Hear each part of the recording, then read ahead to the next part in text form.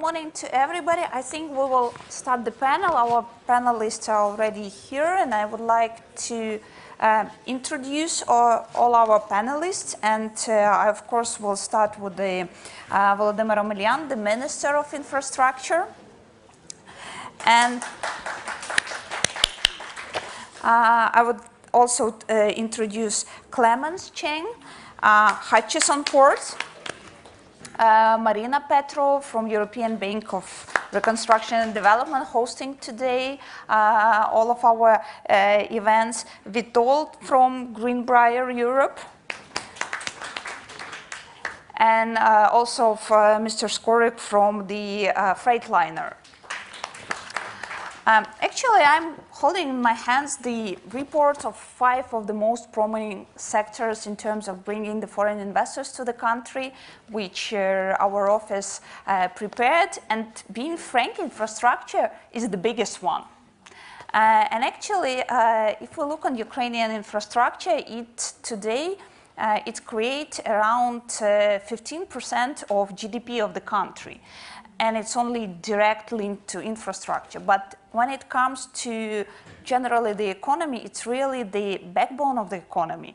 And it has enormous opportunity, but on the other hand, it still has a lot of issues because it still is underinvested. And I think minister is among those in government who has the biggest challenge to drive the private sector, bringing to the Ukrainian investment to do the huge reforms. Because if we were joking before this panel that actually infrastructure investments, it's a long-term marriage. And here in Ukraine, we need to prepare a good fiancé to make this marriage sustainable for the long term and happy for all of both of the parties. So, Minister, I would like to pass the floor to you to maybe briefly bring us to what is happening in the infrastructure sector. What are the plans of the key policymakers? How to bring the investments? What are the opportunities? And when we will have more and more good news coming from the sector? Thank you, Julia, and thank you for kind introduction. I was very pleased to hear Daniel Bilek referring best recommendations to the infrastructure and reforms undertaking. But let me start with the short applause to the First Lady of Ukraine, which is present here. I'm very happy that spouse of former President of Ukraine, Mr. Yushchenko, is here with us, and it's a great remark and personal award to me. I was thinking two ways how to deliver speech today. First thing, to be a boring bureaucrat and just to tell you the presentation, what we are undertaking right now in Ukraine. And secondly, I decided just to make a short speech and to give you a glimpse over Ukraine, what's going on right now. And my assistant will kindly help me manually switching the slides. I hope we'll not repeat the case of Mr. Bean during opening the Olympic Games in London, and we will do it right way.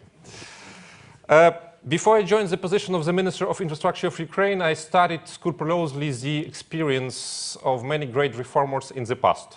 How did they manage to make their countries great again? And I discovered very simple and things which were repeating time after time. First, when they joined the leadership of their countries, they met huge corruption, huge disorder, and very small glimpse of hope how to make their countries right. What they did, they simply took a great tour all over the world, telling what is Singapore, what's going on in Georgia, what are things changing right now. And those countries were terra incognita for the first meetings all over the world with investors. Secondly, they say in their memoirs, they were very happy when next talks with investors were not with presidents, with prime ministers, with ministers, but business to business. That means that reforms were undertaken in the right way. That means that transparency was already in the place, and business was opening doors to their countries like this, without any additional guarantees from the governments and presidents. We are still at the first stage. I believe that second stage will happen soon. But what we do today in Ukraine, we take big investors by hand. We open infrastructure to them. We already did it with Ryanair. It's in Ukraine. Resistance was huge. It was ridiculous, as for me, as a person. But we overcome it and we have good results because since 2018, Ukrainians traveling all over Europe and foreigners coming to Ukraine enjoy price tickets not of $500, $700, but $30, $40, $20 for destination. We did it with General Electric. It's the biggest deal ever for Eastern Europe, $1 billion for new locomotives for Ukrainian railways. Maybe I'm wrong, but I believe that it's the first deal in Ukraine without any sort of corruption. It's totally transparent. And I'm personally applaud to it because we made it and we showed to all world investors that Ukraine and corruption are two different things and are two different planets. What we do right now, Ukrainian politicians were always talking declarations, promises, but then forget even to call back after when the visit is over. We came from a different angle. We developed a pipeline of projects in infrastructure field. There are more than 20, and you have enlisted, and this brochure is shared with you at the entrance. We have good project in PPP, concession, FDIs for railways, for seaports, aviation, and road construction, postal service, and many others. We develop a new policy for that. It's a brand new law on concessions that should be adopted by the end of this year. It gives the investor, first time ever, the guarantee that his private assets are secured, not only by Ukrainian legislation, but any jurisdiction the investor would like to choose. If something goes wrong and you decide to sue in London, it's your option, you can take it. Netherlands, go ahead. France, you have full rights to do that, not in Ukraine. We just make another secure option for any investor to feel comfortable in Ukraine. Yes, Ukraine is still claimed to be a country of high risk, but not in infrastructure. In infrastructure, risk is very low and return is very high. Those investors who are already present in Ukraine know it the best. When we questioned European Business Association members, AmCham members, what are you going to do next year? 75% of CEOs replied, we would like to expand. We would like to create more jobs. We would like to invest more.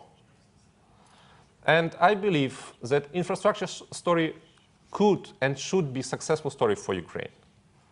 Because there are a lot of companies present already in the market. We just name them: Cargill, Bunge, ADM, Louis Dreyfus, many others. I hope that Hutchinson Ports will also join us shortly. And we do believe that the big boys, as I call them, are to change Ukraine. Your mission is also to make Ukraine common, not only for you, but for Ukrainians. And we do believe that Ukrainian political elite is ready to accept it, finally. Because we spent more than 20 years with promises, and now we change the situation, we change the reality. Definitely, we have a lot to do. With this goal, we developed and adopted new transport strategy for Ukraine by 2030. We call it Drive Ukraine. We allocated more than $30 billion from public financing for next 12 years. And we expect to attract another $30 billion from foreign investors to make Ukraine great again. We do believe that the options are huge. Just look in Ukrainian reality. 10 years ago, nobody was talking about agribusiness. Everybody was focused on ore. Right now, agribusiness is #1 export thing from Ukraine. 3 years ago, nobody was talking about IT sector.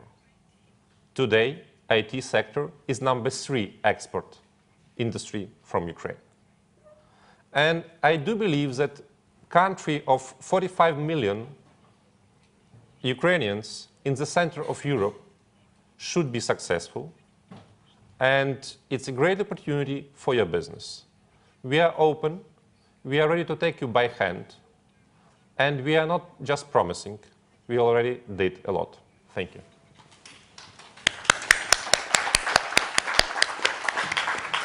Thank you, Minister. So we've heard we have a great ambassador for all of the companies who are actually looking to invest in infrastructure.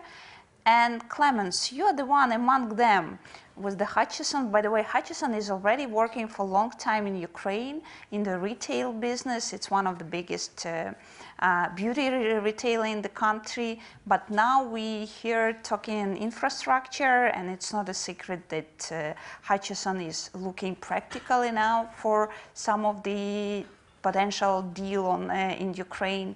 So with your experience working with the global markets, with emerging economies, what's the homework Ukraine need to do in order to get more and more, and in order to share all of the costs that actually the country is needed to invest into infrastructure with the private sector? So what's the key homework you think Ukraine need to do given the global perspective? Well, thank you very much, first of all, and good afternoon, ladies and gentlemen. I would like to take the opportunity to thank the British Ukrainian Chamber of Commerce for inviting me to speak at this important conference. And first of all, I'd like to say that for me, I was very excited after the Orange Revolution, and so I took a trip to Ukraine many years ago and visited a lot of the seaports, all the way from the old Ilichivsk all the way to Mykolaiv, Eugenes, etc., etc. And we actually saw that there are a lot of very good assets. The infrastructure needs to be upgraded, etc. However, at the time, we actually concluded that a number of reforms were needed before we can invest in the country. And I'm happy and pleased to say that in the last number of years, we've seen the country continue to improve, and particularly the current governments has actually did a lot to reform the country's systems to attract foreign investments. And to us, it's a particularly exciting time to be considering investing in Ukraine. And one particular reason is many of the markets that we operate in are actually going into quite mature, particularly in the European Union countries. But whereas unquestionably, Ukraine has actually got a lot of potential for growth, and it needs all the infrastructure, the investment that's required in order to allow the country to trade with foreign countries, not just with European Union, and seaport being one of the major infrastructure to allow the country to continue the trade with America, with Asian countries, etc. And so it's important for the governments to actually then bring in strategic partners. And in our view, I think infrastructure investment, a lot of people will look at a port and say, well, we just put the concrete down, you put some key cranes. But I think running a modern port with a few million TEUs, it's a much more complicated exercise. It's actually a logistic arrangement that you are organizing. And then the systems behind that, and when you actually look at the world-class operators nowadays.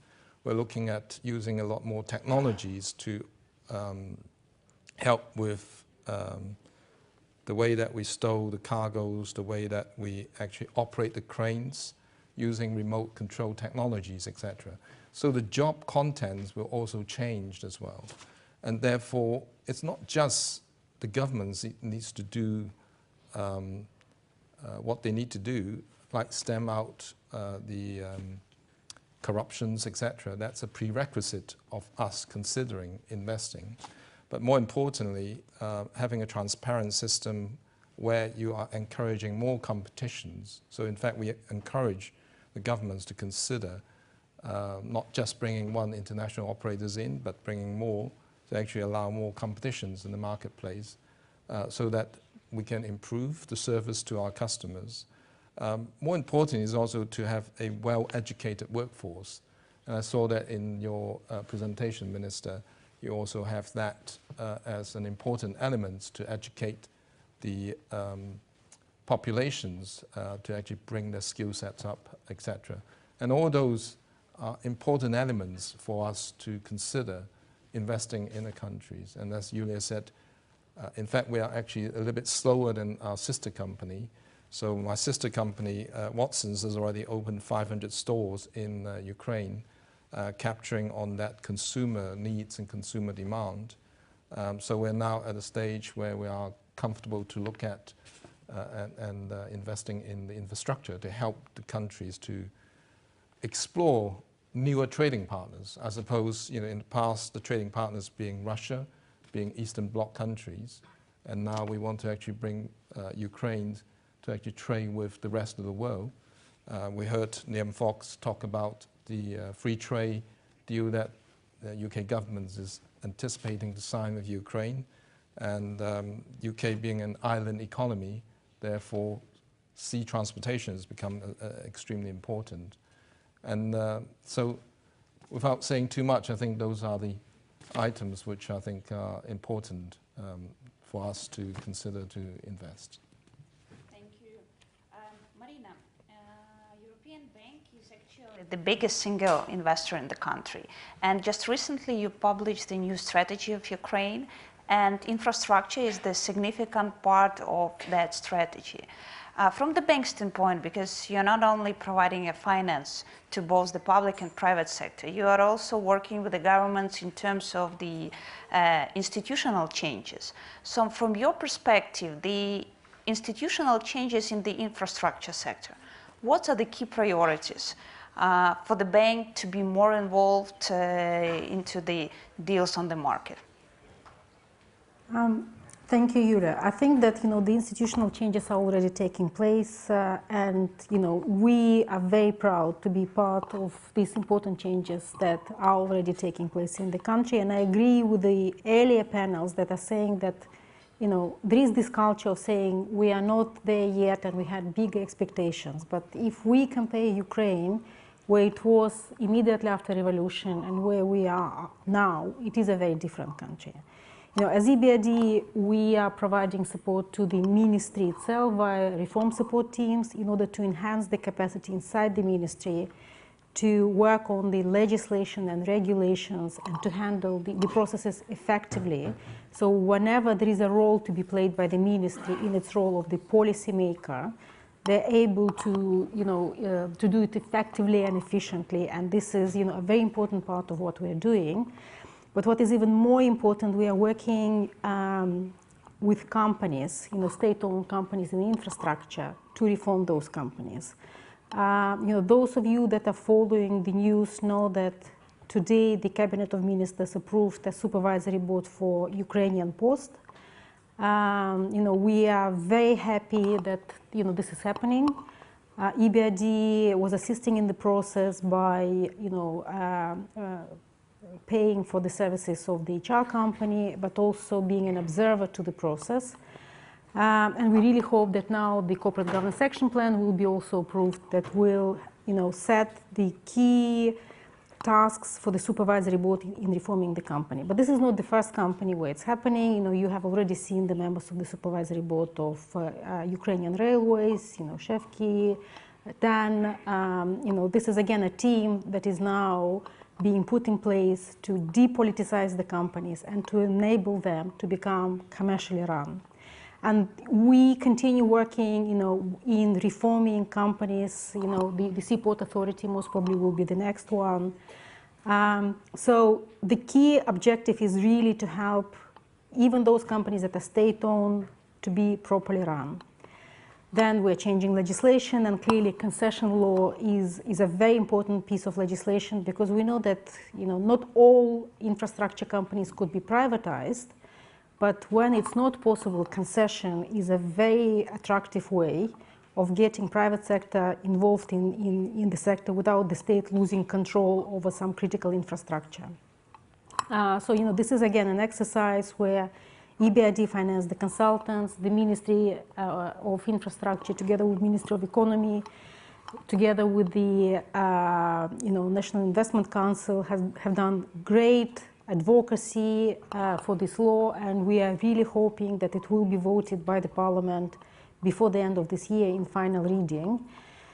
As EBRD, jointly with IFC, we are now working on 2 pilot projects that should be ready to be launched as soon as the law is approved. So the ports of Kherson and Olvia will be offered for concession within, hopefully, weeks or months from the date the law is approved, because it's very important that not only the legislation is approved, but there are pilot cases that are demonstrating to the government, to people of Ukraine, and to investors that things are possible. And this is not just about talking about reforms, this is about creating jobs, building new infrastructure, getting investments, changing life of people in Ukraine. And then, there are lots of other initiatives, and my problem is now to really concentrate on which are the most important. We are talking on the internal waterways, because clearly this is a big issue for agricultural producers. They want to use more actively the rivers that could, help bringing agricultural production to the seaports without using railways and roads. We are working with the Ukrainian, Ukravtodor in modernizing the roads.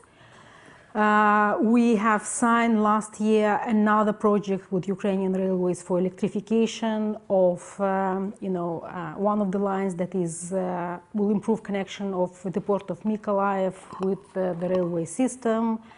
We hope that in the coming weeks we will sign another loan for Ukrainian Railways that will allow it to increase the number of rail cars that are, again, available to the market participants. We work with postal services, we work with air traffic control. We really see lots and lots of opportunities. I would slightly disagree with the Minister that Ukraine is a low-risk, high-return. I think it's high-risk, high-return. In infrastructure. Even in infrastructure, it will be honest to say there are issues. And the truth is, when the issues will disappear, then, there will be no big money to be made. But what we could offer as EBRD is, we are in the country, together with the ministry, together with the National Investment Council, together with Invest Ukraine. There is an infrastructure. I don't know if we today actually talked about the Business Ombudsman institution, an institution that was created with assistance of EBRD that provides, a possibility to have an independent review of a dispute between authorities and private sector to allow, out of court, out of lengthy procedures, solution to those issues. And, there are lots and lots of bits and pieces that were put in place to make investors' life easier in Ukraine. So, where our head office is. We are also, we have a very large team in Kiev. We are now actually more than 100 people. We have, experience of many, many years working. We have significant portfolio. We have appetite to do more business in Ukraine. So please come, because we feel very lonely being the largest investor in the country. And as a development institution, actually, we are wishing for the day when we will say we are no longer the largest investor. There are private sector investors that are bigger than EBRD. And to us, this will be a great success and a demonstration that we have done things right in the country. Thank you, Marina. I think you're convinced to get the more competitors for EBRD being the single biggest investor. We have internal regulations that are saying we should support private sector, not compete with private sector. So we really don't want to be seen as competitor. We are partner, and so the rates should be lower from EBRD. Okay. I'll pass on this one. Okay, so but the next two gentlemen, I think will tell us more about one of the, I say, still a big issue from all of the exporters that are working in Ukraine. To be honest, usually when the season is coming, we have a line of big exporters starting from ABCD companies to the smaller ones. Because when it comes to the railways, to be frank, it's still a big issue in Ukraine, especially with these season peaks when the companies are feeling lack of wagons, lack of locomotives, and there are still the issues which are starting to change. The Ukrainian railways got a new supervisory board. The company is in the huge transition, and we hope that both the corporate governance reform, but the reform of the railway sector in more general and broader view will address those issues which are the crucial one, because if we hear sometimes the figures that the part of the harvest is still in the field because there is no capacity to bring it to the seaports, it's still an issue. Konstantin, I know from your experience, you are Ukrainian by origin and you worked a lot in Poland, and the Polish experience of transforming their railway brought Freightliner actually to the market. What are the lessons learned and what you can share with us with some of the, let's start with quick wins the country can do. Here are at least 2 members of the supervisory board newly appointed from the railways. What's your advice on how to deal with this? What should the business community put as the KPIs for them for the next year or two to address those issues for the railways? Thank you, Yulia.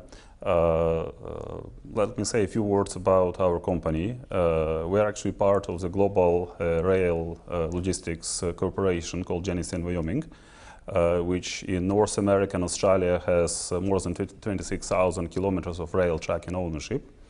We are moving 3.5 million, or handling 3.5 million rail wagons per year, have more than 1,300 locomotives. In Europe, we are the market leader in the UK, and we have sizable presence in Netherlands, Germany, and Poland, and I'm actually looking after continental Europe, not involved with the UK. In the UK, by the way, we are running, I think, 25 or 26 daily trains from Hutchinson port, something like that.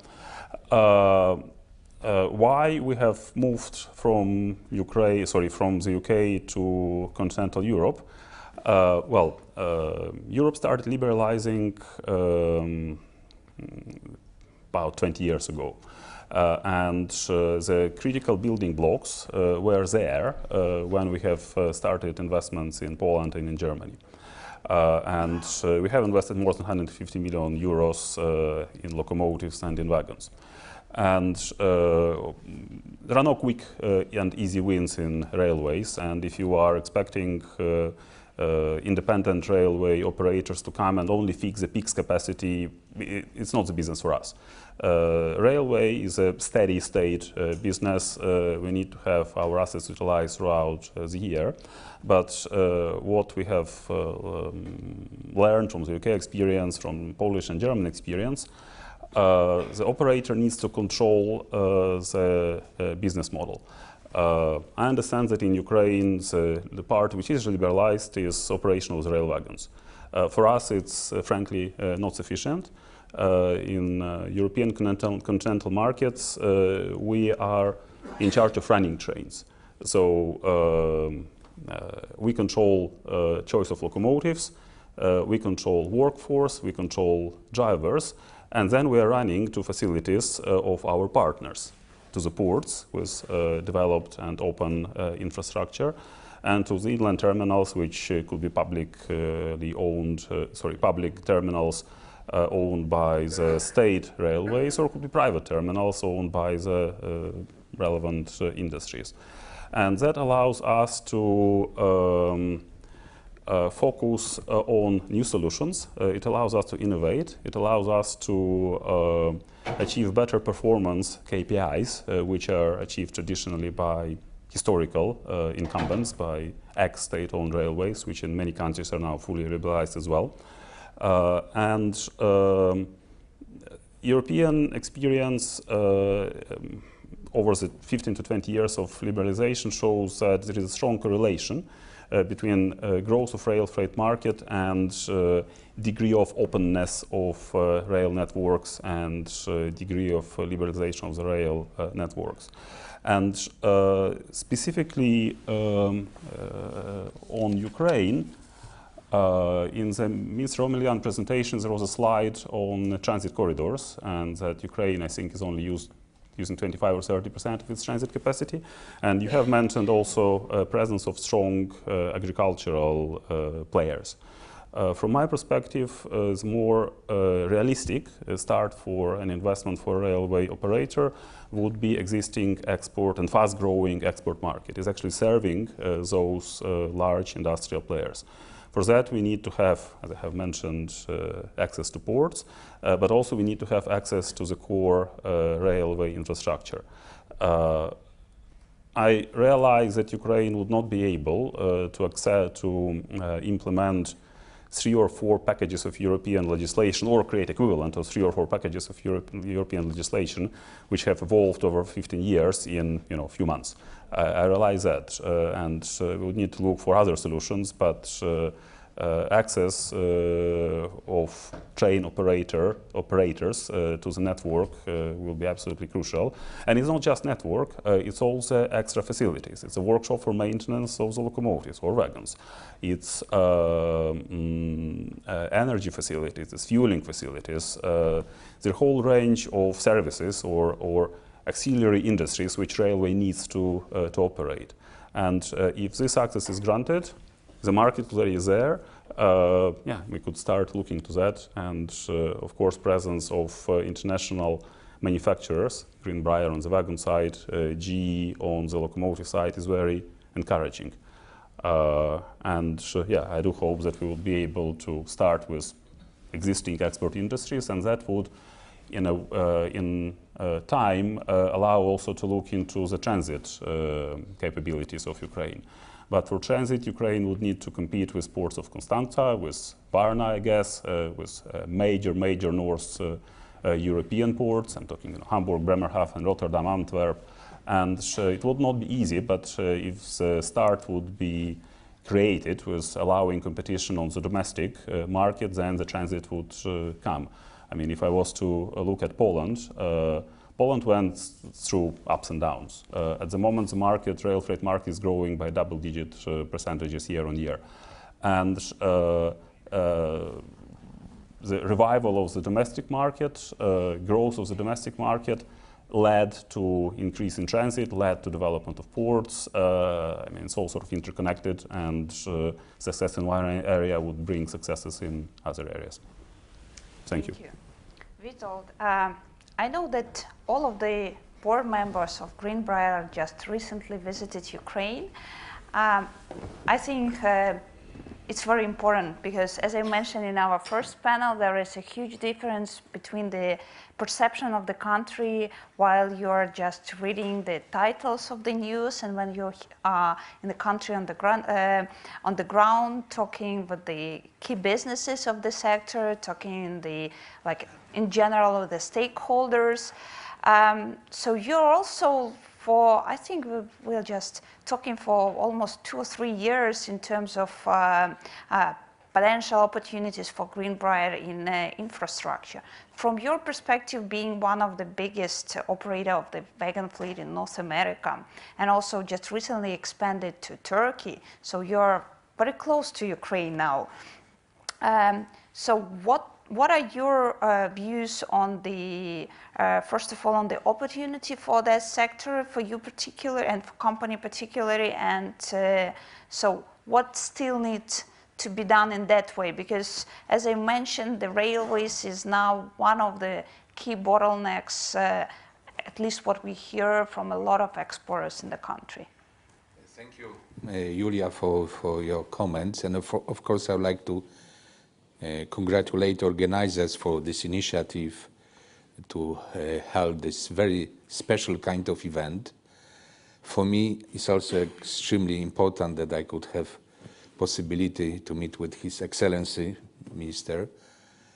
And I listened to different comments, to different statements, and the more I listened, the more I discovered that Ukraine is moving to the really right direction. We noticed that Ukraine developed more transparent policy in the case of procurement.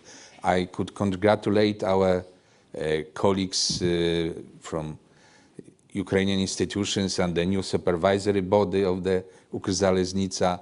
So there is a lot of positive events going around.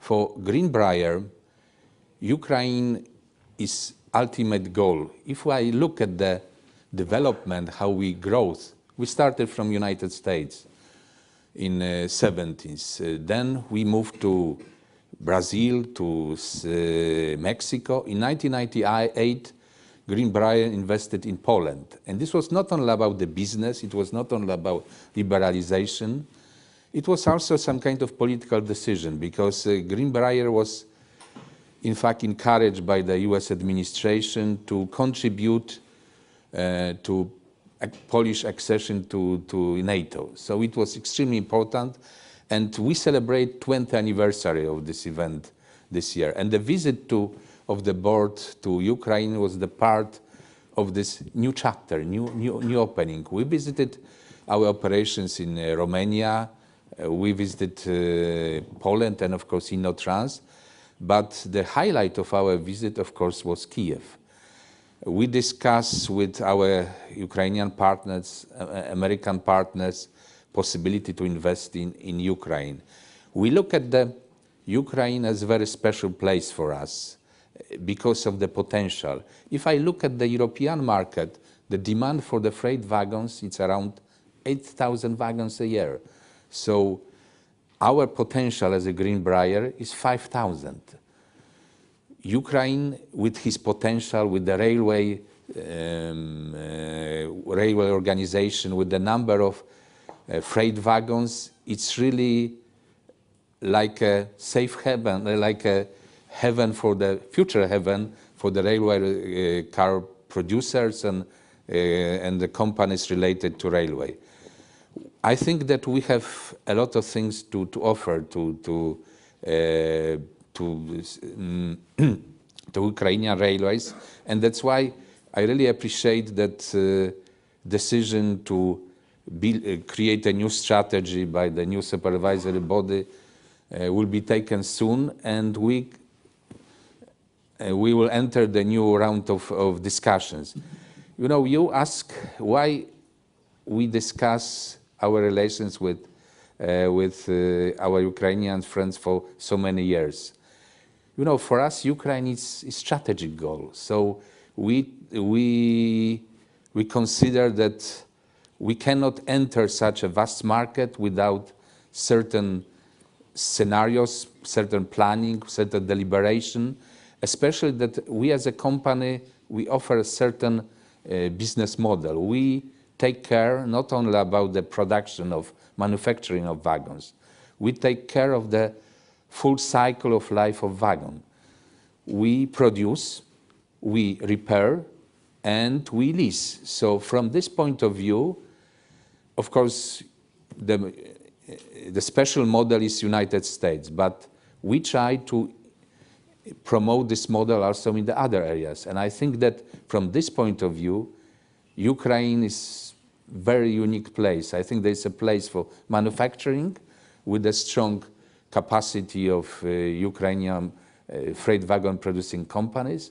There's a place for the repairs because if we'll offer some new products with the technological edge, we need to have reliable repair companies, and of course leasing.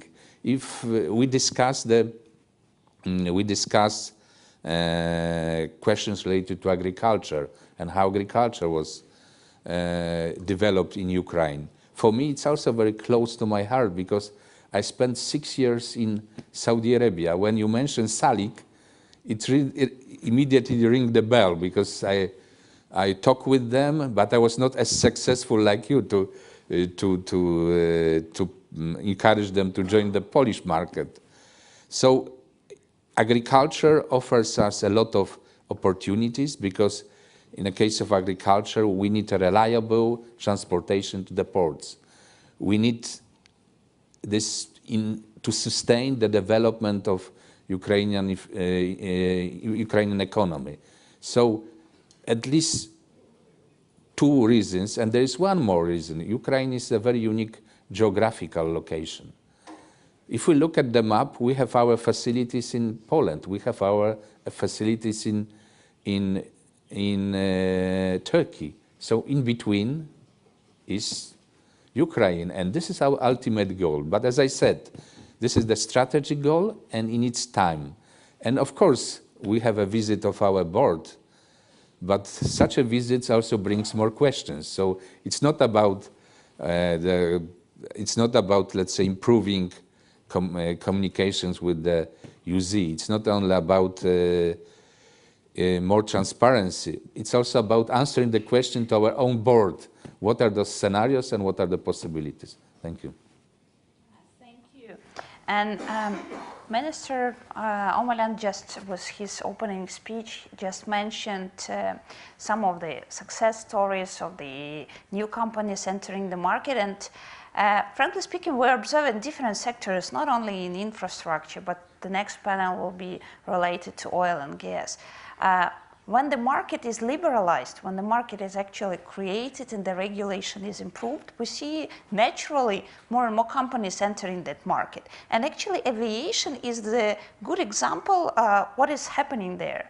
So since 2014, with the new regulation and new routes and the regulation of a lot of procedures, we have now more than, if I'm not mistaken, more than 20 different aviation companies flying to Ukraine and from Ukraine. Of course, with visa-free regime, actually Ukrainian state Borispil airports are among the fastest growing in all of the region. You can barely find the airport growing to 20% annually and even 23% annually. So maybe a tricky question to you, Minister, will be, what's next? We have a very big branch of infrastructure, which means the part of the state-owned ports, the railways. What do you think will be next 2-3 years, the next liberated market where the new companies will naturally appear? So from the reality, and also, to be honest, from the pre-election reality and those populist debates which are seeing not only in Ukraine but among Europe, and the populists are saying we need to fix the state-owned property to everything, including, of course, the strategic infrastructure. So from your standpoint, because you are in that, you are negotiating with the parliament, which is quite hard before elections, what are your plans for the next year in terms of these liberalization tasks? I would say for next years, not year. Okay. But if we talk seriously, definitely #1 priority right now is railway liberalization. It's a huge market, not only because it's between Polish Greenbrier and Turkish Greenbrier, but also that unique situation with Ukrainian railway system that it transports more than 80% of cargo all over Ukraine. You don't see that in Germany. You don't see it in Poland. Yes, they increased by 20%, but still the share of the market is 30, 35, 40%, the maximum. In Ukraine, it's 80%. And definitely this is what is needed by foreign investors into agribusiness and other business to export. Second issue for us, it's concession of our 13 seaports. We do believe that this model, when we have the right top world manager of state asset for 20, 30, 49 years, would be the most beneficial from economical and political point of view for Ukraine. I serve as a minister for 2.5 years, but I serve as a state bureaucrat for almost 20 years. And I know that in Eastern Europe, state asset is one of the main sources of corruption. Therefore, I do believe and do push that the only key to success is to get rid of state regulation, to get rid of politicians, and to give it in private hands to manage it right.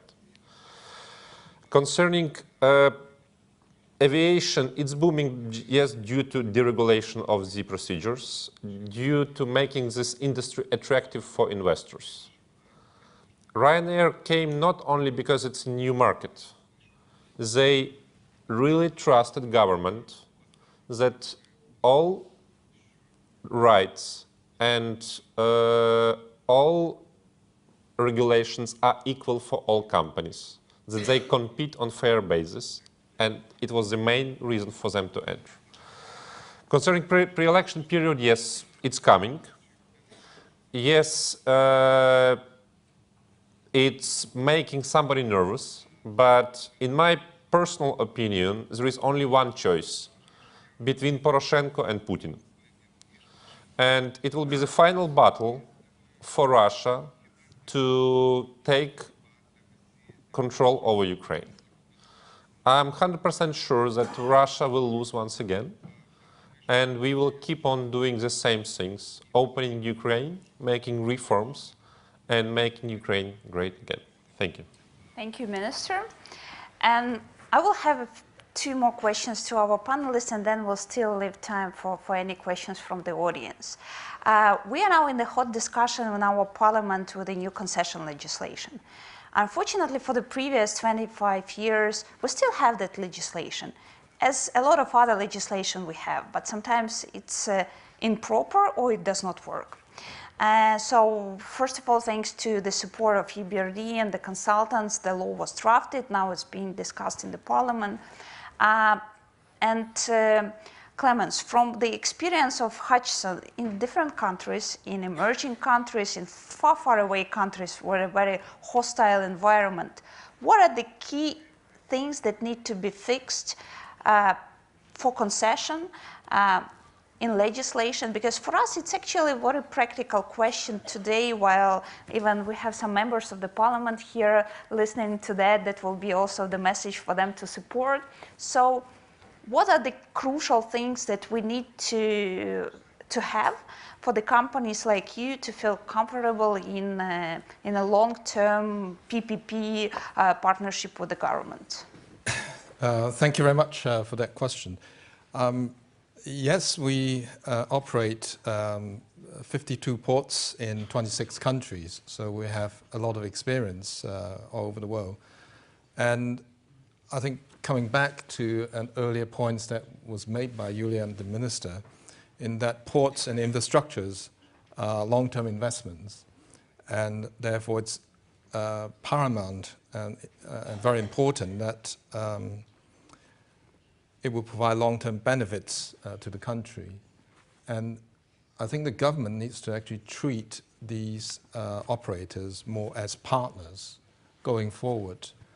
And when you actually look at our company, we operate, we started in Hong Kong. I was born in Hong Kong, but I spent more time in the UK than I spent in Hong Kong. Hong Kong is a very unique, I wouldn't say country, but city. With 7 million people, basically no raw material exports, etc., etc. And generating the GDP in that particular location is actually in the top 20 in the world. And I was in Hong Kong last week when the chief executive of Hong Kong, a lady called Carrie Lam, actually made a speech at the inaugural Global Maritime Forum. And what she said was what underpinned the success of Hong Kong has always been a free market economy. And it's ranked #1 free market economy for many, many years in the world ranking. And that's where there's a very light touch government regulation. So if things goes wrong, the government will jump in and then look at how to actually resolve the issues.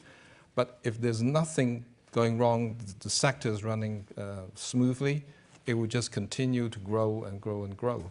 So one of the key success factors has to be a light touch regulations.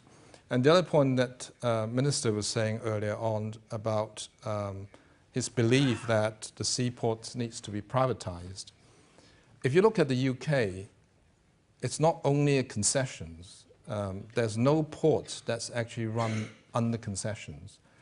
The UK government decided that they will privatize, and the way that they privatize it is sell the ports. Is actually in private ownership. So it's not even in a concessions arrangement.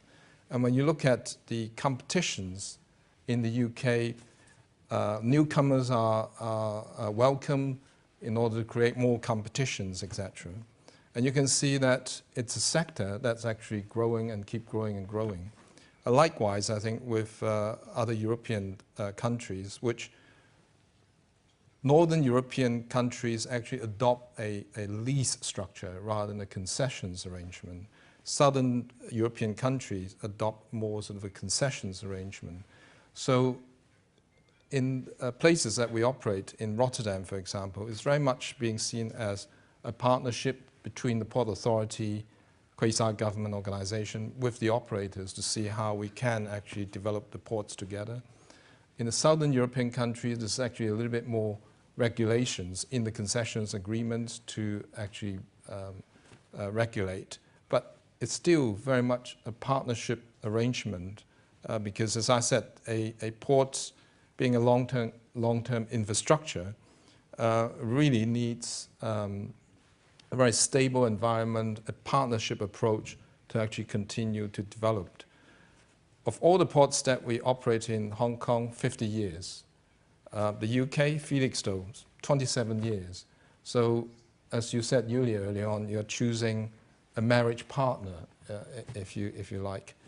Although there are some operators which, on the back of financial investors, will go in, and after several years they will sell.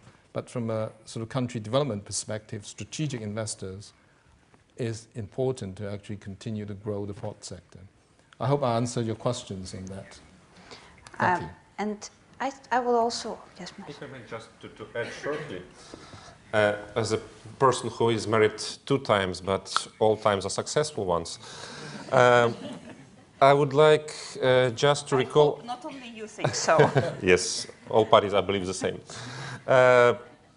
If we talk about infrastructure, we just completed this year together with EBRD and EIB huge project, Basket Tunnel. It took us 10 years. And EBRD was even joking once at big presentations that 2 presidents and almost 10 governments replaced during the implementation of the project. We always state that infrastructure is besides the politics. And I fully echo the idea of Hong Kong government voiced by Clemence, that if you set the rules right, don't touch them anymore. You can only enter and change your policy if something goes really wrong. And it's our philosophy, and we do the same, that once we establish the rules, don't change it, because infrastructure, it's for decades, not for 1 year, for 1 election period, or for 1 president.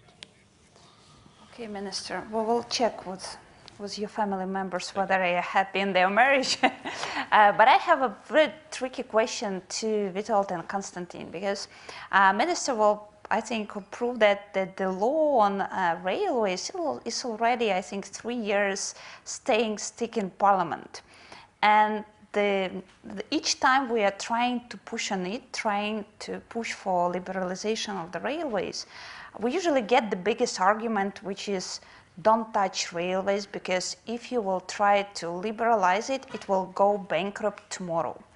So from your perspective, what arguments we should use in those debates with part of the members of the parliament which are stating don't touch railways for any of liberalization. It will be destroy the infrastructure, the company will go bankrupt and so on and so forth. The head of the supervisory board, by the way, is smiling on that. Okay, let me try. It is really a tricky question. I guess in most of the successful European rail markets, rail freight markets, the government basically just went on and done things. European model is very different from North America. North American essentially have private railways. All track is private, and it's a competition of private track and other modalities. In Europe, the railways were typically, well, I guess in absolute majority of situations, state-owned, and for Europe and for Ukraine, it's probably the right model. The railways itself, the infrastructure, should stay in in state ownership. But the trains, the operation of the trains could be liberalized. And, Ukrzaliznytsia would need to compete. And what we've seen elsewhere, Deutsche Bahn in Germany, PKP Cargo in Poland, they actually found it tough. They didn't like the competition. They tried to create obstacles to the private entrance to each other because they started competing on each other's territory very quickly. But most of the state-owned, well, of course, they are all there. Yes, they have all lost their market share. But I think this may be one or two exemptions. Sorry, I have to say, French were not terribly successful in liberalization, and the share of rail freight in total freight, I think, is single-digit % now. In Germany, in Poland, Mr. Omelyan is absolutely right. It is in double-digit, but it's far away from Ukraine. But there is a good reason for that. The roads are very good, in Germany especially. It's tradition. It's not about the road. It's tradition. Maybe it's also the way it was set up traditionally. But, well, one way or another, we and other operators entered the market. We started competing, and I think the end customers have enjoyed this competition, and they have seen the state incumbents improving. Essentially, competition led to state incumbents getting their act together and improving their productivity. Yeah, from my perspective, more competition in what you can put for competition is healthy, and state companies need to sort of grow up to it. But at the same time, the infrastructure itself, I guess there is no real way to privatize bits and pieces or to give concessions for bits and pieces. It's not going to be healthy, and it creates a risk for the country, for economic system of entire country, because railways, in a way, it's a blood system. So you need to control the blood system. We operate in some places where still the politics prevails above the economy, and some railways are built because of political reasons, and only later the government decides that maybe it's a good idea to look for the customers.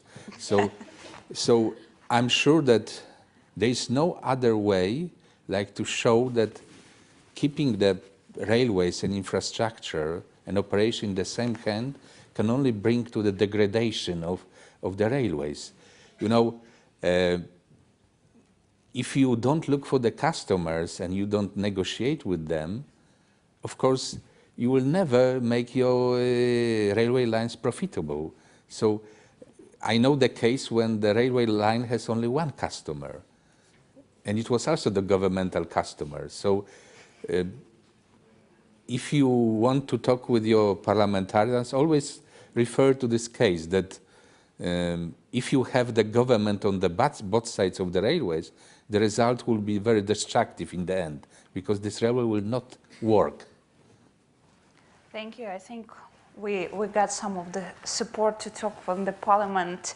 On that, I think very needed reform of the railway is still stuck in the parliament. I hope there is some of the room to support that initiative in the parliament. Still, the elections will be in a year. They will need to do something this year. And I will encourage audience, if there are some questions to our panelists, please raise the hand. Surprise, surprise. Do you have a microphone? No. So. Well, the comment I wanted to make is UZ does not make transport policy. That's the job of the government, taking into account the various stakeholders. So, in terms of the debate about liberalization of the market, it is for the parliament to decide. UZ's role is really to provide the most efficient, effective, timely, reliable service for economic agents in order to support the economic development of the country and to provide the passengers, the people at large, the mobility. So until we have a different or a differently articulated state ownership policy, which we do not yet have, I and my board take this to be our mission to deal with.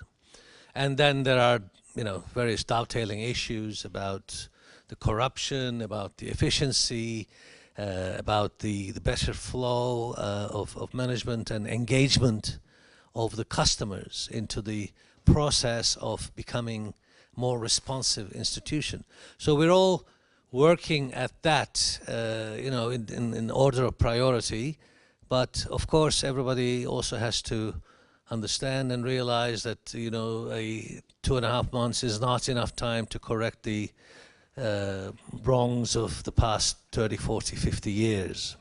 But we are going at it in that order. Most importantly, I think, by being transparent, by engaging with the clients, because I think I agree with everybody that the monopoly is bad. We have to have more competition, but we also have to realize few facts. I mean, maybe people don't know, but UZ has 270,000 employees. It's a city. Its transport for passengers is heavily loss-making. It owns a whole series of assets and provides services that has nothing to do with transport services. So all these issues have to be tackled in the political reality of Ukraine. But we are determined to do it with the support of Minister and your cabinet.